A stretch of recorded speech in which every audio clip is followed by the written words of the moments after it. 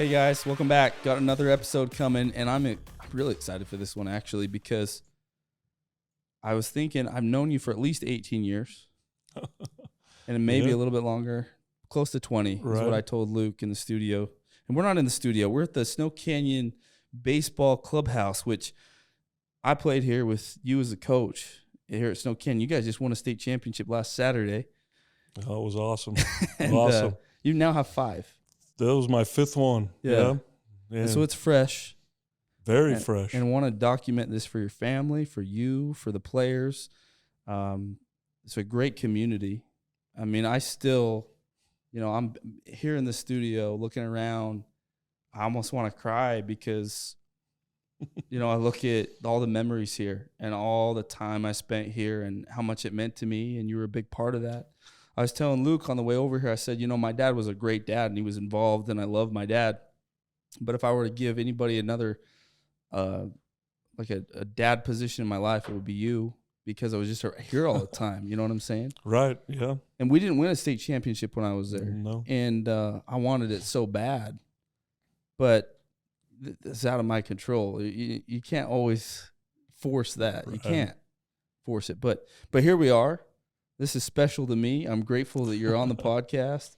Guys, this is gonna be awesome. If you love sports, if you love baseball, this is a guy that you're gonna just absolutely fall in love with, and the story, and a lot of people feel the same way. So thanks for coming on, Reed. Well, thanks. It's great seeing you again. It really is. And I think I knew who you were before you showed up here. So I knew you a couple of years before you knew maybe who I was. Yeah. You were an excellent player, and I was happy to get you in the program. Well, appreciate that. I was good. I wasn't the best in the world, but I worked hard and had fun. You worked hard, definitely. Yeah, it was a good time. So let's jump in. Let's just jump into the state championship. Right. We can go all over the place. We probably will. But you guys just won state, and you played Dixie, and in this regular season, you split. Right. You took them at Dixie, and they came here, and they took Snow Canyon here at home. So then what was the state tournament like? What happened there? Take us through the season if you feel like there's critical points.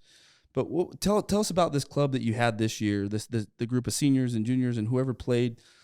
Like, what made this group special, and why do you think you were able to pull off a state championship? Yeah, I think mainly is these guys have been coached by me or somewhere along the line since they were little, just because Crew, my son, was all their age, and so I've been around them for a long time. So I think that's why it's so special when you take a bunch of guys and you go win some Rocky Mountain tournaments, and you win some other tournaments here and there, SU tournaments and things like that, and then you get to high school and it's chasing that state championship. And these guys have done that all 4 years, and so this last one was definitely special to me because Crew was there with all his friends and kids that have been in my house all the time, and it was just this big family, really, to get it done. So that was solid. Saturday night, last night was just unbelievable. And I think when I look at the season in a whole, it's like it just started back when they were young, and so there was no time like during the season I was like, oh, this team hopefully has a shot to do this. I felt like they had a shot the entire time, and I think Dixie beat us pretty good at our field, and I think that made a lot of people think, hey, Dixie's the team, which obviously they were really good, and we knew that too. And they did take care of business on our field, and they kicked our butt a little bit. So it was like these guys just knew that they could do it. That was the thing. And so in the state tournament, I mean, we played the defending 4A state champion in our bracket. Then we had to play the defending 5A state championship twice, Timpanogos. Yeah. Crimson and Timpanogos.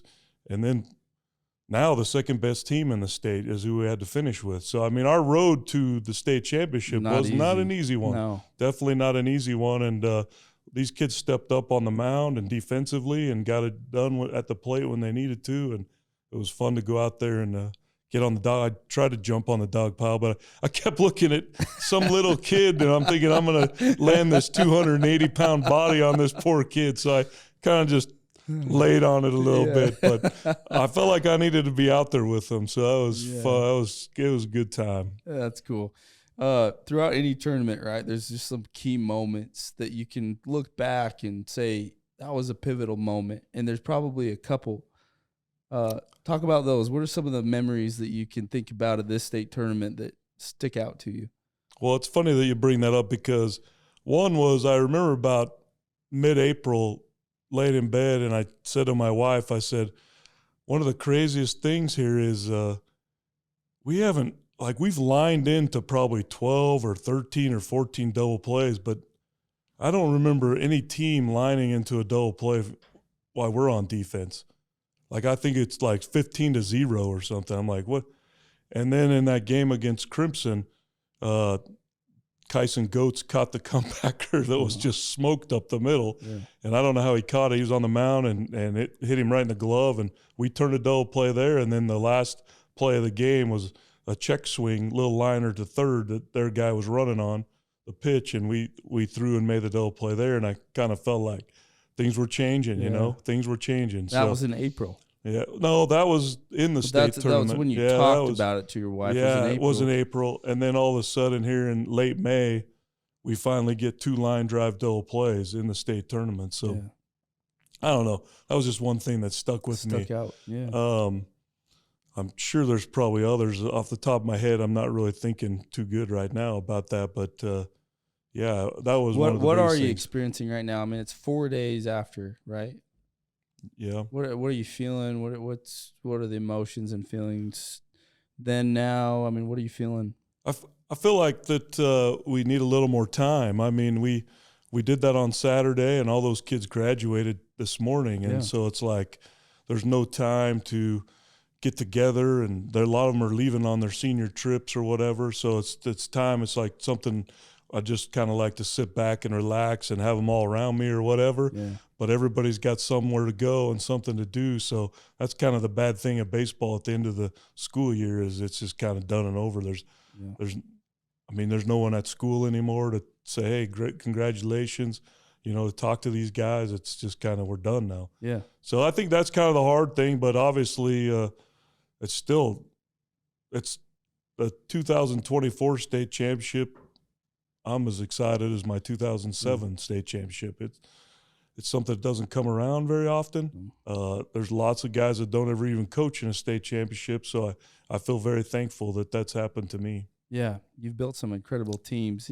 Been here almost 20 years. This was my 20th season, yeah. Yeah.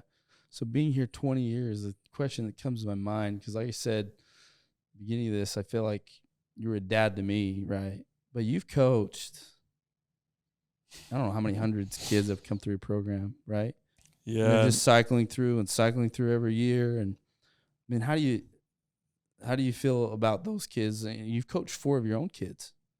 4 of my own and a whole lot of others. And a lot of others. I mean, how do you manage that? Well, what's great about it is that's what this life is all about, is relationships and getting to know people and seeing people be successful and these things pull things out. I got tons of text messages from, a ton of ex-players. I mean, I would start rattling off names, but if I did, I'd probably miss some of these guys because it was funny.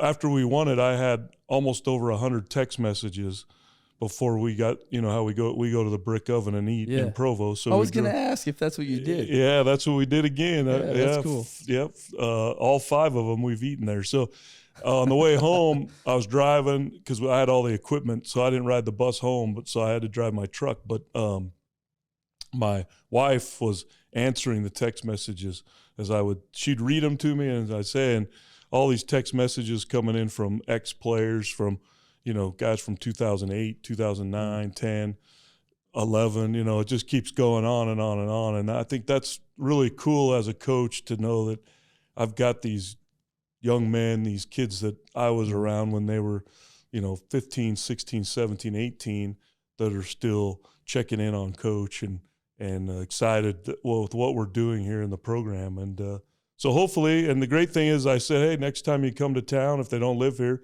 let's get together and see each other. Make sure you call me, even if it's for just a little tour of what we've done with everything here.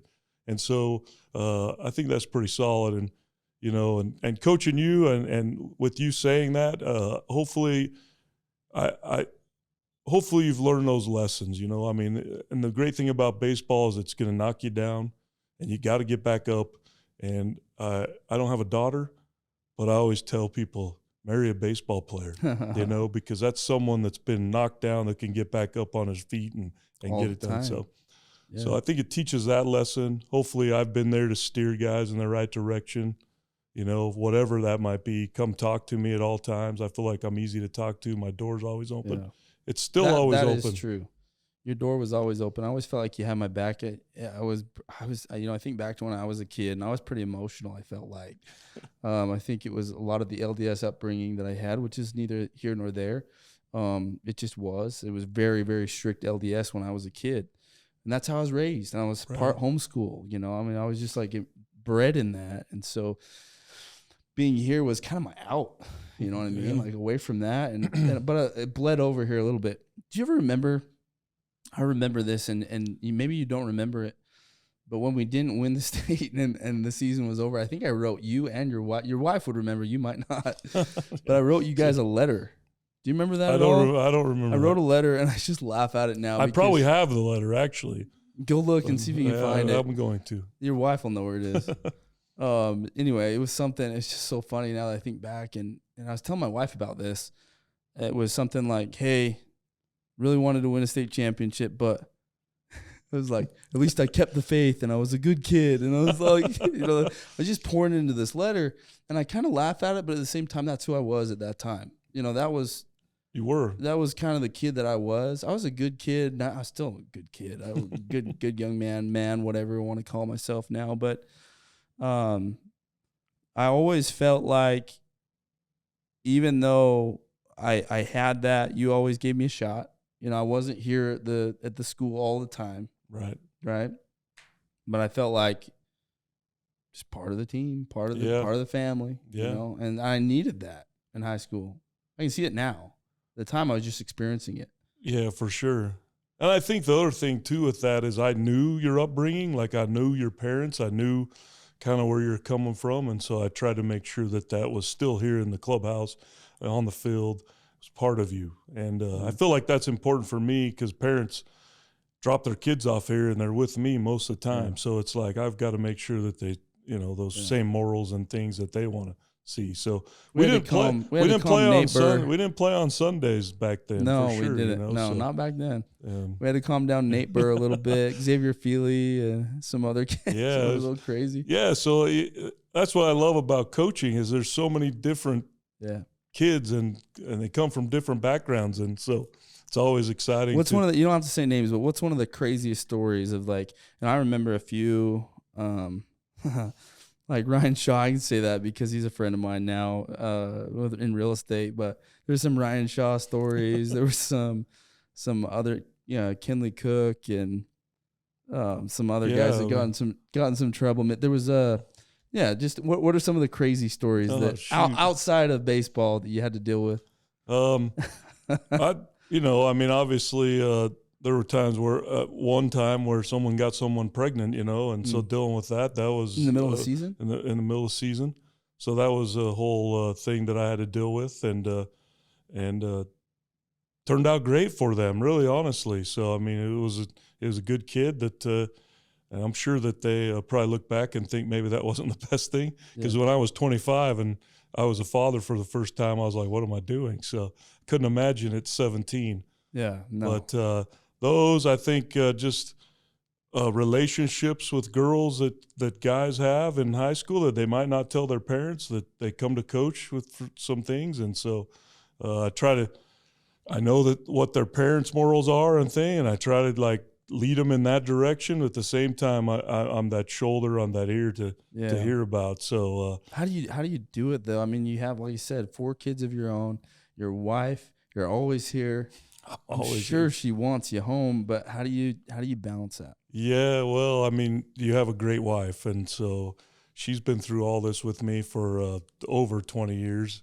We were high school sweethearts, and then we dated all through college, and then got married. And then she followed me around the country for 12 years while I was playing, and Yeah. I came back here and started coaching, and she's just been great. I mean, it's a good support system that I have, and she understands what it takes to coach, and it's being a father to kids. It's being a coach on the field. It's being here and showing that this is an important place for me and my players. And she's been awesome through the whole thing. And so, yeah, you have to have someone like that really supports you. I think if we can focus on that for just a second, because I think it is important. Your wife is incredible at that support. She's careful about making sure that she doesn't, I don't know. We were talking off camera about how, you can rub some people the wrong way, but it's you. It's not her. Right. And that's just any high school coach. Yeah. At any sport. You're just going to have hurt feelings, period. It comes with the job. Right. And I look at you and I go, how could anybody not like Reed? But it just comes with the job. It does. Pick it up. You pick up one end of the stick and you pick up the other. But I feel like she's done a really good job at being that anchor, that rock for you to be able to come home to and probably vent to and stuff. But it's in general, whether it's entrepreneurship, sports, life, like how important is that? What have you learned in balancing that work-life balance? Well, I think it's important when I go home. I mean, yeah, like you just talked about, there's times where there's things that I need to talk to her about. And so just her listening to what I have to say and giving her opinion on things is great. So I've learned that sometimes you got to get away from this, which I have a hard time doing really, because I know a successful program takes a lot of work. And so it's, I'm already thinking about what we're doing this summer with my guys to make sure we're ready for next spring. And so that's coming up. Summer ball's coming up. Fall ball will come up.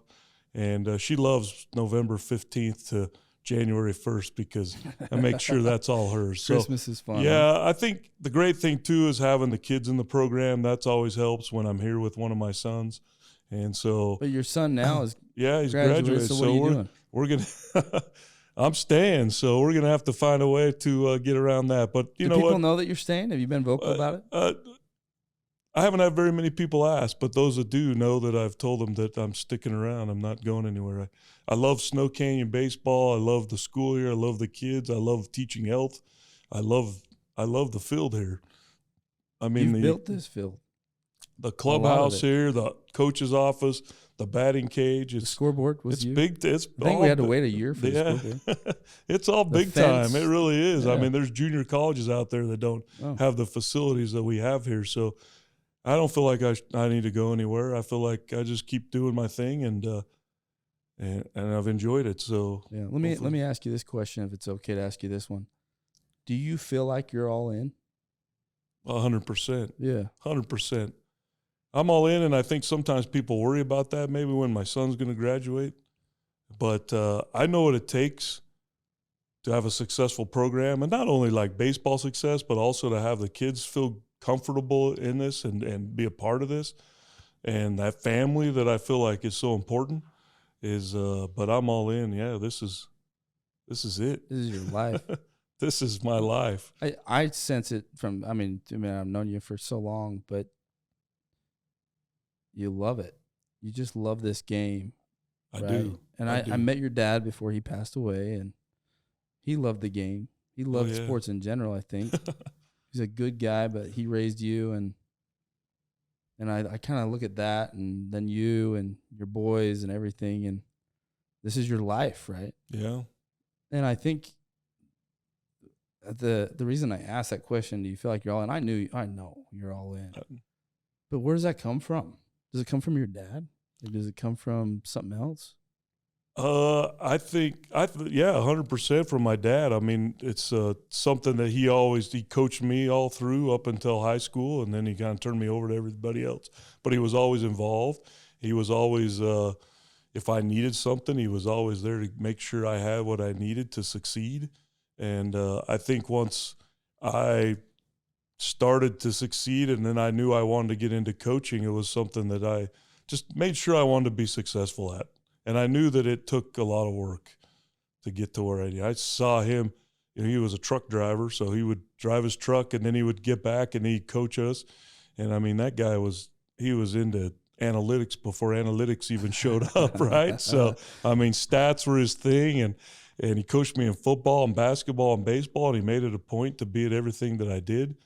And I think that just made me realize that this is what I want to do. And actually, I don't know how, I probably can relate this to this, but at his funeral, well, when I decided I was done playing, he wasn't real happy with me. He was like, "You're so close to the major leagues. Why are you not just stick it out, man? You never know if something's going to happen. They're still giving you a job."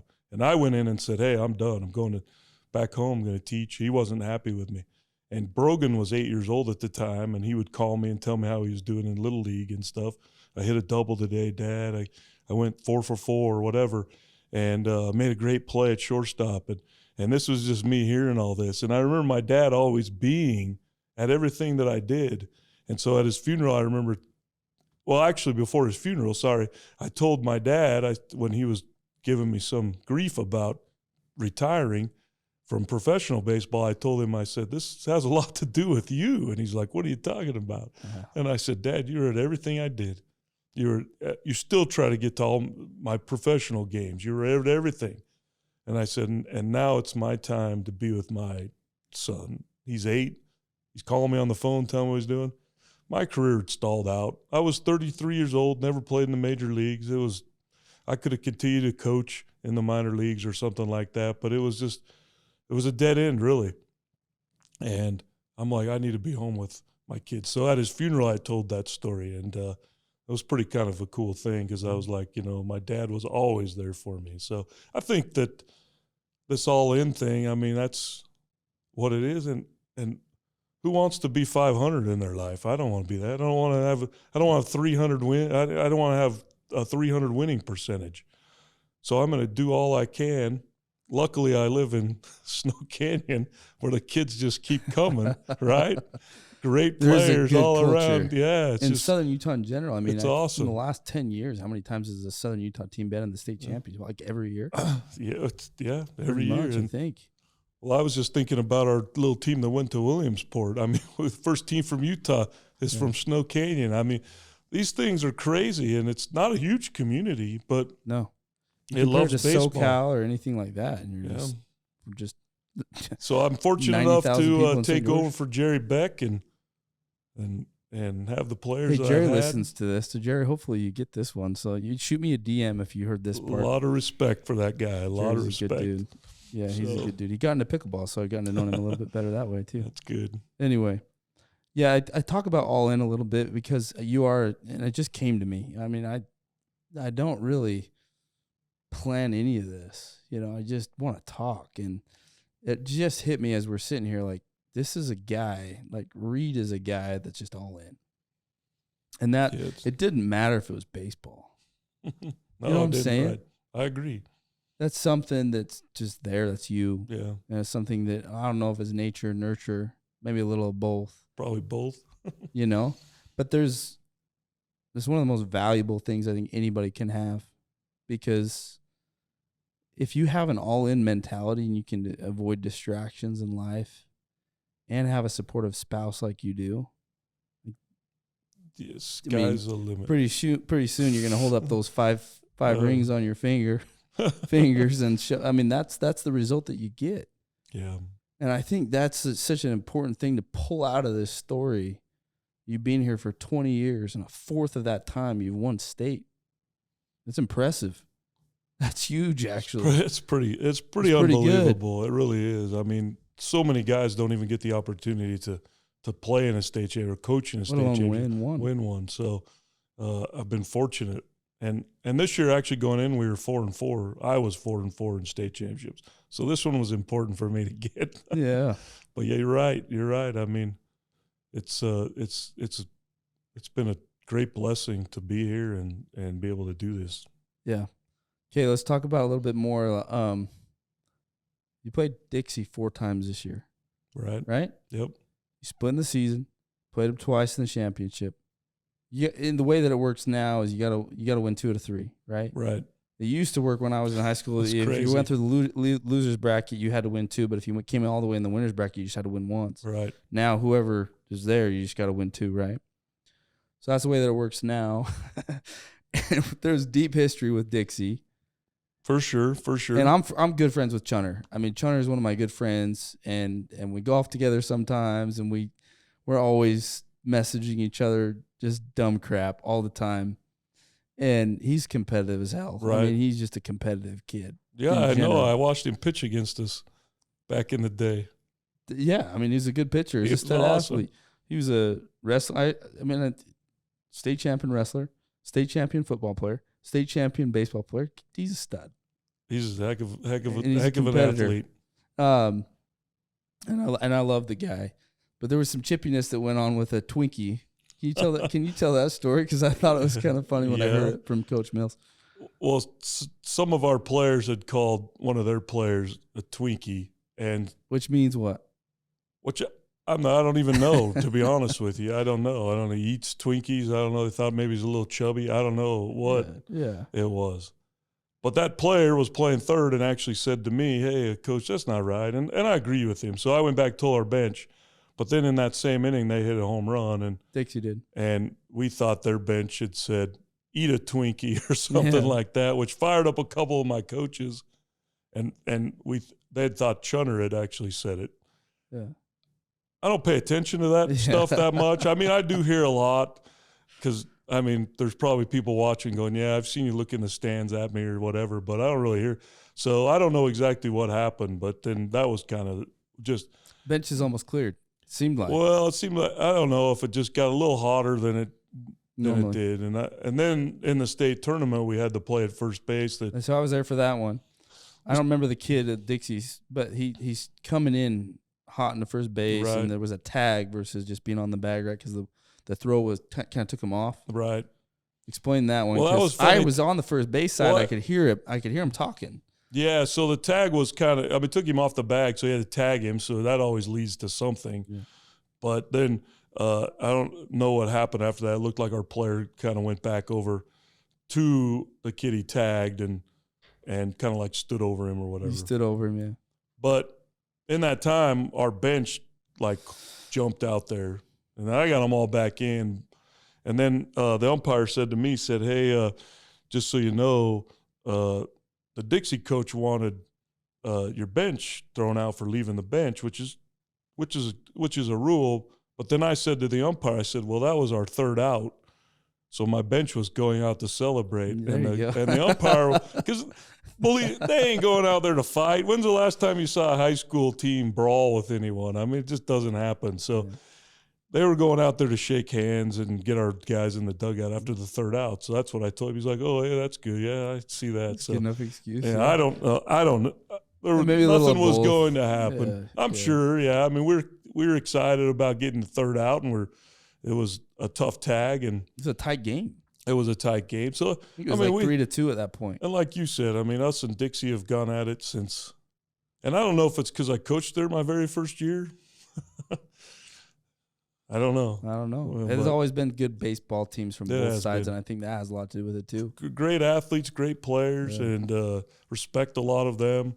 And it's always good to go back and get to know some of them and see them around and whatever. How do you feel like other people in the region see you that aren't part of Snow Canyon's culture and team, like Pineview, Desert Hills, Dixie? Like, I think the coaches think that I'm a good person. I think that they respect what I've done. I think on the outside, if no one really knows me, and I feel like those coaches, Justin at Crimson, he knows me really well. Yeah. I think those coach Steve Pearson at Hurricane knows me real well. Cave, I believe, is getting to know me and realizes that I'm a good person. I'm competitive as ever, and I want to win. And I think that people think it's that I'm all in for sure. I think they think that I'm a little arrogant out there on the field, and that I come off maybe that I'm a little bit better than everyone else. But I don't feel that about myself. I feel like that I've worked hard for what I've accomplished, and when these kids are out on the field, we've worked hard at practice, so I want the best for them. I know the effort they've put in. I know the effort my assistant coaches have put in with them, and I want to win. There's no doubt about it. But not a win at all cost type deal. I just want to win. So I think once people start to get to know me a little bit, I think they realize, hey, you know, he's pretty confident in what he does, but he's not. He's a good person. He would do anything for him. I've had people around this region call me and ask me if I'll call a college coach for him. And heck yeah, I'll call a college. As long as, you know, I feel like you're a good player and you work hard and you haven't really mouthed off to me at all, because I've had a few players that have said things to me before, then I'll go to bat for you any day, any college, anywhere. You call me and I'll help someone get somewhere. Yeah. Because I feel like that's important to them. I mean, they've worked hard. I know how hard they worked. And I would do anything for any of these guys in our region. So this is a no, like, I have no idea what your answer is going to be, and I'm not looking for one. But it goes back to that all in. Do you even think it's possible to be all in and not offend a bunch of people? Well, that's a good question. You're going to offend people all the time, you know? I mean, it is what it is. And I think it's just their perspective of you. Yeah. Yeah, the reason I ask it is because you have it. And I think that so many people resist going all in on whatever it is that they do, you know, whatever they spend most of their time doing. Right. Because they don't want to hurt somebody else's feelings. And that can be a barrier for a lot of people. They don't want to hurt somebody else.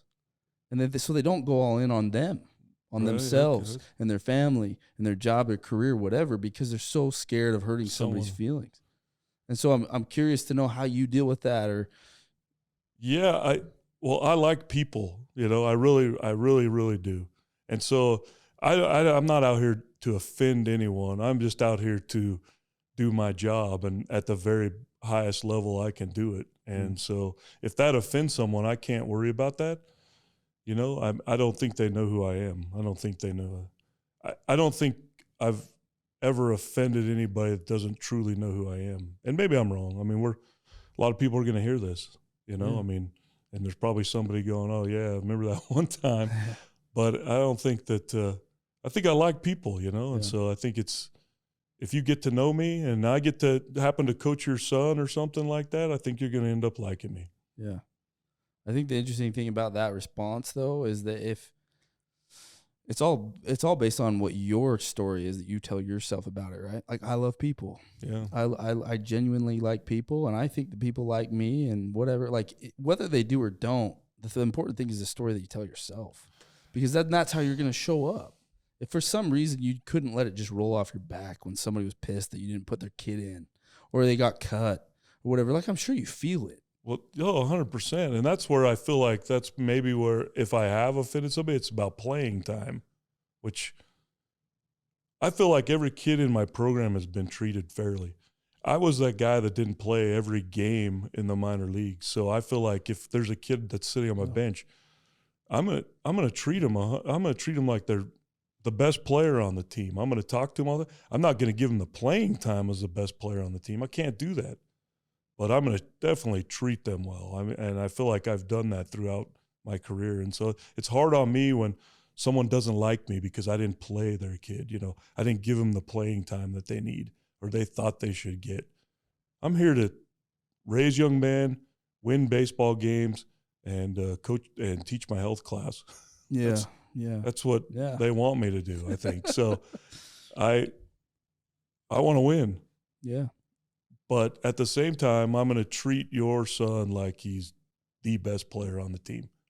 And he may not play an inning, but he should get that from us. He should get that from my coaching staff. I'll tell you one thing. Yeah. I had a text from a lady once that was after tryouts, and she was mad. And she said that she could not believe that my coaching staff would lead her son on like he was going to make the team and then cut him. Huh. And I thought that was a compliment. I mean, I read it, and I knew she was mad. But I really felt like I showed it to my assistant coaches, and I said, this is how we have to be.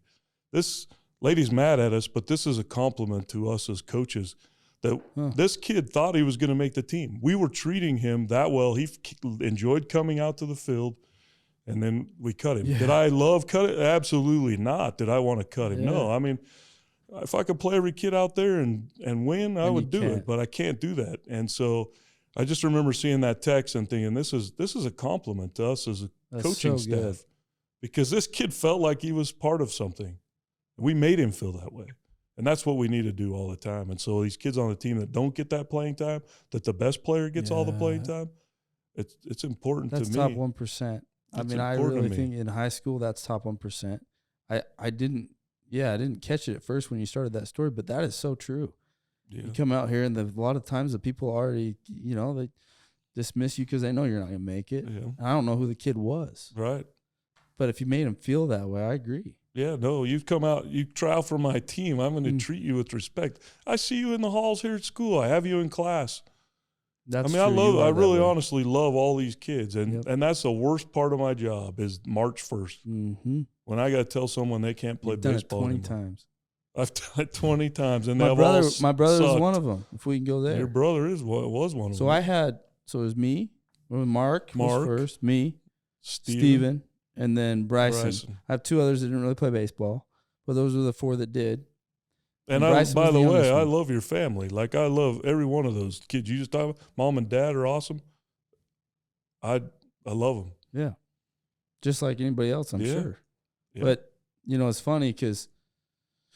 Well, maybe not, because I coached Mark. I coached you. I coached Steven. And here came Bryson. Probably hard. In my class of 2021, by the way. And they were solid. Yeah, they were solid. They took state that year. They did take state.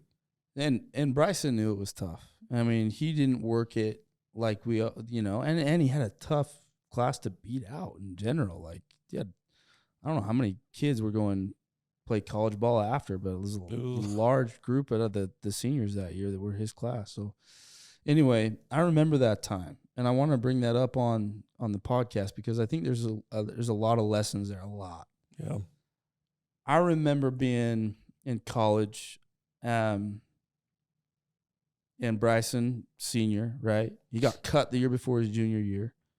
I remember just pulling him aside. It's just kind of how I am in my family. I look at my brothers, and I really honestly, Reed, I feel like I was putting my family to just kind of keep them in shape. With my brother Mark, who lost 300 pounds, I put my arm around him. I had a brother that kind of went off wild and started sleeping around with a bunch of girls and stuff, and now he's in LDS Bishopbrigg doing pretty good. And then, just every single one of them, there's something where I've just, hey, what are you doing? Right. And Bryson, at this time in his senior year, it was before the season, I was just like, dude, why don't you just go for it? And he's like, well, all these excuses, all this bullshit. Yeah. All this stuff that came out. And I was, but so what? Right. Because you can't control the result. You can't control whether or not you make it, but you can control your effort all freaking day. Right. So why don't you just go for it? And I kind of lit him, I said, look, let's make you a plan. This is what you're going to eat. This is when you're going to work out. This is the workouts you're going to do. And he got stronger. We went to the field. I was there with him. I remember seeing you. Yeah, we did everything we could. And the whole time I'm telling him, it doesn't freaking matter whether you make it or not. But you're going to give it 100% as if you're going to, because you got to look at life as that this isn't your life. This isn't the end. Great. The effort that you put into baseball, whether you make it or not, or you win a state championship or not, that's going to carry over to your life. Right. Because you got to be all in. All in, yeah. You go all in. You know what I'm saying? And so he got cut. He didn't even skip a beat hardly. Right. I mean, yeah, we're a little sad that he didn't get to go play, but it was that fast. My dad, I know my dad never called you. My mom never called you. They still love you. Not a word. Not a single word. There's no chance. And I was thinking the same thing. I mean, I got over it that fast. You're right. Because it was not about that. I was just proud that he went all in.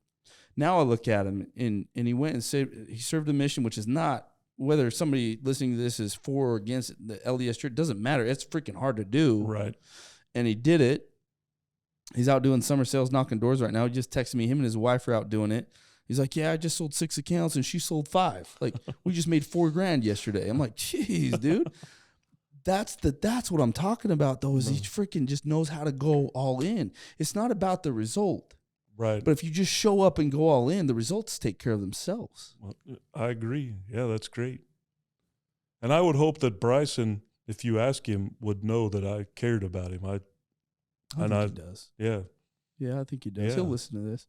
I'll make For him. sure. Yeah, make sure he does. Well, I think he knows. I'm sure my whole family will listen to this. I'll send it to my group, my family chat, and they'll all listen to it. And that's hard, too, because, like, Mark was awesome for me. You were awesome for me. Steven was awesome for me. I mean, and this is a great family. And then there's other people out there that just are like, oh, yeah, we're mad at Reed because he didn't play my kid enough or cut him, whatever. And I just feel like, man, that's just wrong. Because it's my job. That's part of my job is to evaluate. Yeah, they don't see that. So they don't care. But it's fine. It really is fine. I'm not getting on this podcast to hope that they do, because it's not going to change, and it won't change, and never will change. Yeah. I absolutely love my job. That's the one part of the job that I absolutely hate. Yeah. Is cutting kids that they love. I mean, baseball, man. They grew up playing it. Little League's great. Our Little League program's great. They play Little League. They show up here, and I say, oh, no more. You know, it's like that stinks. Yeah. But at the end of the day, it's a reflection of their life, of how they view it. Because it's a choice. At the end of the day, it's a choice, right? Yeah. I think too often, this applies everywhere. It's not just baseball. That's what I'm trying to say. This is an experience, and baseball teaches you so much for life. Is that if you just can look at this as it's not the end, right? Right. And all these parents, and you're going to be here for who knows how many more years, 9 more years at least, right? Yeah, sure. Sounds at good. least 9 more, and you're going to have some tough decisions. But for everybody listening to this, and there may be some kids listening to this that have been cut from Stokane's baseball team. Yeah. You get to write the story. It's not over. You don't just the book is still going. Right. The baseball is something you did. It's not who you are. Yeah, you know what I'm saying? Exactly. But I think a lot of kids associate that with who they are. Yeah. My playing time, or my status on the team, or if I can send some tweets out that I hit a double today because my buddy over at Desert Hills is sending out tweets of him hitting homers or whatever, I think, and that's sad, and I don't really know how to go about that for sure. I mean, it's one of those things that we have to just kind of look at and say, hey, it's not, your self-worth isn't tied to your playing time. So it's that you were all in. I like that. I kind of want to hit that real quick. I think when I look back at my professional career, I walked away from that, and I haven't ever looked back at it. Yeah. I just get mad when I see a guy in the major leagues hitting like 150 and he's making $2 million. Yeah. I'm like, how in the world is that guy even there? Right. But I was all in. For 12 years, I was all in. And so on the day that I said, hey, I'm done, I was done. Yeah. I was done. And because I was all in, I gave it everything I possibly could give to make it to the major leagues, and it didn't work out. So I know how that feels, right? Yeah. So I think that all-in thing, I love that. It's a good approach. It's a good approach to high school baseball. It's a good approach to life. I agree. Just go all in. Figure out the things that are holding you back. If you can just sit with yourself and look at what are the things that are making me not go all in, whatever you care about.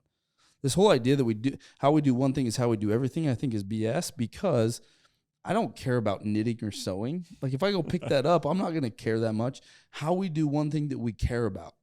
Right. Is how we do everything that we care about. Yeah. And if we go all in on one thing that we care about, so I relate my successes in life to baseball all the time because I was all in. Yeah, right. I didn't know anything else. It was my escape. Sure. It was my life. It's all I did since I was 10 years old. And when I stopped, it was sad. Yeah. It was really sad. And I felt like a piece of my identity went away then. But nothing changed. I was still an all-in guy. And there's things in life that'll just pull you and try to get you off your rails and maybe make you not go all in. But I think my point that I want everybody to get is if you just go all in. Just do it. Get rid of all your BS excuses, no matter how emotional they are. Right. You lose a kid. You lose a spouse. You lose this. You lose. Okay, cool. We have some really good excuses. Right. And it's not that you can't take time to go and mourn something, but it's the story that we attach to it and how quickly we can get over it and just stay focused and go all in, get the job done. You know what I mean? Right. I know exactly what you mean. I know you love do. It. I love it. You're that guy, so I it. feel comfortable saying it. I love it. And I think I talked about relationships. I mean, that's all in on those relationships. I mean, I think that's a huge. Yeah. So, Well, you said something early in this podcast, and I was telling Luke off camera on our way here.